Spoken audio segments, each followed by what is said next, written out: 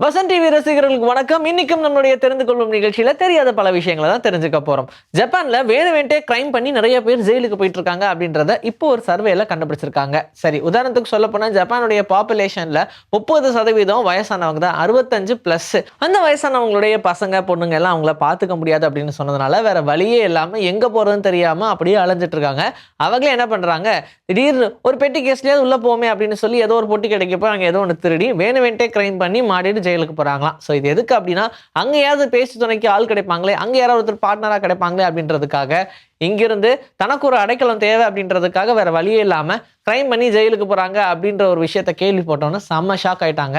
ஆனா ஜப்பான்ல ஜெயில் ரொம்ப சூப்பரா இருக்கும் போல, அதனாலதான் எல்லாம் அங்க போறாங்க. எப்பவுமே வண்டியில நம்ம வேகமா போய்கிட்டு இருக்கும்போது, குறிப்பா 2 வீலர்ல வேகமா போயிட்டு இருக்கும்போது ஃப்ரண்ட் பிரேக்கை மட்டும் பிடிக்கவே கூடாது அப்படின்னு சொல்லுவாங்க. ஆக்சுவலா அது உண்மைதான். ரொம்ப வேகத்துல இருக்கும்போது பிடிக்கவே கூடாது. 2 பிரேக்கையுமே கரெக்டான டைம்ல தான் நம்ம வந்து பிடிக்கணும். சரி, இது இல்லாம ஃப்ரண்ட் பிரேக்கை பிடிக்கவே கூடாது அப்படின்னு சொல்லிட்டாங்கன்னா, ஆனா பைக்கை மேனுஃபேக்சரிங் பண்ணும்போதே மொத்த பவரையும் கிட்டத்தட்ட 80% ஆஃப் பிரேக் பவரையுமே ஃப்ரண்ட் பிரேக்ல தான் வச்சிருப்பாங்க. அதையும் நீங்க பாத்தீங்கன்னா ஃப்ரண்ட் பிரேக்ல தான் டிஸ்க், பேக் டிஸ்க் இல்லாமலாம் வரும். ஸோ இதுல இருந்தே உங்களுக்கு தெரிஞ்சிடும் ஃப்ரண்ட்ல தான் ரொம்ப பவர் அதிகமா இருக்கும் அப்படின்னு. ஆனா ரொம்ப ஃபாஸ்டா போய்கிட்டு இருக்கும்போது பிரேக்கை பிடிக்கிறதுனால, அவ்வளோ பவர்ஃபுல்லான பிரேக்கா இருக்கிறதுனால தான் வண்டி ஈஸியா ஆக்சிடென்ட் ஆகிறதுக்கு சான்சஸ் இருக்கு அப்படின்னு சொல்றாங்க. அதனால நம்ம முடிஞ்ச அளவுக்கு குட்டி குட்டியா ஸ்லோ பண்ணி வண்டி நிறுத்துறது பெஸ்ட். இப்போ ஏபிஎஸ் மாடல்லாம் வந்துடுச்சு, இருந்தாலும் நம்ம வாழ்க்கை நம்ம கையில தானே. நம்ம எக்ஸ்ட்ரீமா எப்பவுமே எக்ஸசைஸ் பண்ணவே கூடாது. ஒரு மனுஷனுக்கு சராசரியா ஸ்டார்ட்னு வச்சுக்கோங்க, அவன் வந்து ஒரு 1 hour 1.5 hours அப்படின்றதே எக்ஸசைஸ் போதுமானது தான். அதை விட்டு நான் ரொம்ப ஜிம் ஃப்ரீக்கா ஆக போறேன் அப்படின்னு சொல்லி ரொம்ப அதிக நேரம் ஜிம்ல ஸ்பெண்ட் பண்றது, இதுலயும் குறிப்பா எல்லாரும் பண்ற பெரிய மிஸ்டேக் அதிகமா கார்டியோ பண்றது அப்படின்னா, த்ரெட்மில் தானே நான் நடக்கிறேன், விஎஃப்எக்ஸ் தானே நான் பண்றேன் அப்படின்னு சொல்லி நிறைய பண்ணி பண்ணி பண்ணி பண்ணி அவங்களுக்கு மசில் லாஸ் ஆயிடுச்சு.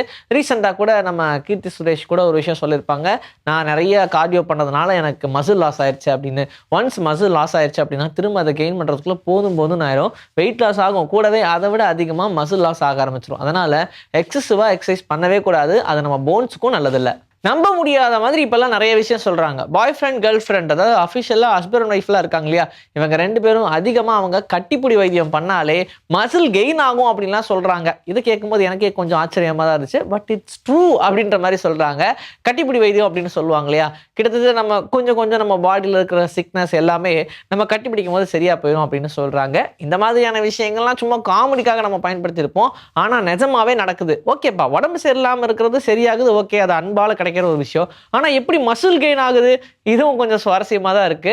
ஆனா நிஜமாவே இந்த கட்டிப்பிடி வைத்தியம் பண்றதுனால நமக்கு மசில் மாஸ் கெயின் ஆகுதான், பாத்துக்கங்க. குழந்தைங்களுடைய குட்டி வயசு, சரி குழந்தைனாலே குட்டி வயசு தானே, அவங்களுடைய காலை நம்ம ரொம்ப பாதுகாக்கணும் அப்படின்னு சொல்லுவாங்க. ரீசன் என்னன்னா, அவங்களுக்கு நீ கேப்பே இருக்காது. வளர வளரதான் அவங்களுக்கு நீ கேப்பே வளரும். அதுக்கு முன்னாடி அவங்களுடைய காலை நம்ம பாதுகாக்க வேண்டிய கட்டாயத்தில் இருக்கும். ஒருத்தவங்களுடைய நடை டிசைட் ஆகுது இல்லையா, அதுவே அப்பவே ஜட்ஜ்மெண்ட் ஆயிடும். அதனால ரொம்ப பெர்ஃபெக்ட்டா அந்த குழந்தைங்களை நாமளே நடக்க வச்சு, பிடிச்சு நடக்க வச்சு, அப்புறம் அதுவாகவே எந்திரிக்கும் போது இந்த மாதிரியான விஷயங்களை நம்ம ஹெல்ப் பண்றது மூலியமா அவங்களுடைய வாக்கை நம்மளால ஸ்ட்ரைட் பண்ண முடியும். ஈவன் தோ அந்த வாக் ஸ்ட்ரைட் ஆச்சுன்னா அவங்களுக்கு என்ன ஹைட்டோ அந்த ஹைட்டையும் அவங்க அடைவாங்க. இன்கேஸ் அவங்களுடைய வாக்கில் ஏதாவது ஒரு சேஞ்சஸ் நடந்துச்சு அப்படின்னா அந்த ஹைட்ல மேபி குறைபாடு ஏற்படலாம் அப்படின்ற மாதிரி சொல்றாங்க. அதனால நீ கேப் இல்லாத போது நம்ம ரொம்ப ரொம்ப பாதுகாப்பாக இருக்கணும். ஏன்னா எப்படி வேணா வளையும், கிட்டத்தட்ட அப்படியே அந்த வளைஞ்சு விளையாடுமே பென்சில் அந்த மாதிரி ஆயிடுவாங்க. ஸோ அதனால ரொம்ப கேர்ஃபுல்லாக குழந்தைய பார்த்துக்கணும்.